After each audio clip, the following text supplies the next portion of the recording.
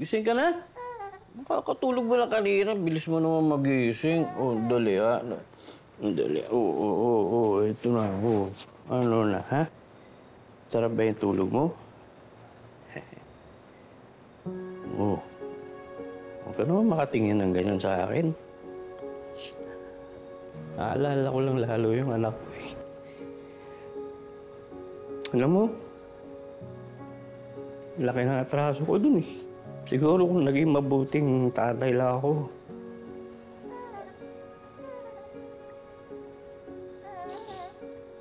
Siguro buhay pa siya ngayon. Siguro hindi ako iniwan ni Lupe.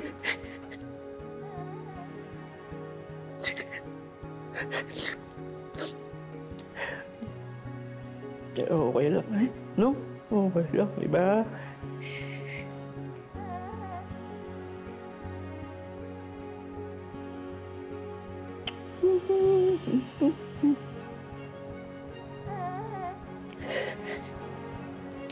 Pareho na tayo.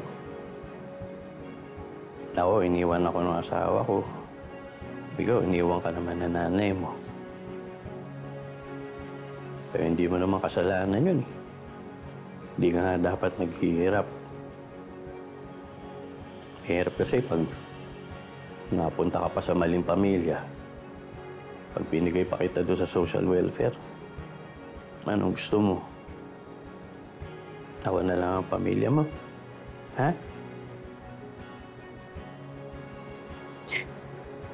Para akong tanga nito makausap na baby. Napangako ko sa'yo, aalagaan kita. Mamahalin kita. Ng sobra-sobra.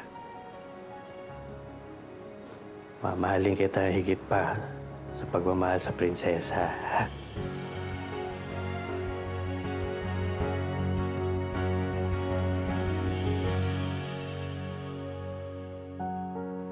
Yan! Oh, ayun cute naman ng princess ko. Yung bagay na bagay. Ha? Tay, lagi na lang ganito. Pwede niyo po itirintas yung buko. Ganun po kasi ang ginagawa ng nanay ng classmate ko sa kanya. Tirintas. Sige, subukan natin, nak, ha? Natin kung kaya ni tatay, ha? Ano ba yun? Isa, dalawa, tatlo. Ino-overlap lang yan. Oh. Ha? Oh. Yan! Ang pangit po, tay. Anak naman, pwede ba? Ito na lang, bonnet na lang. Pupunta lang naman tayo sa opisina ko eh. Isa pa, wala yung yaya mo sa probinsya. Walang mag-aalaga sa'yo. Buti na lang, family day ngayon sa city jail.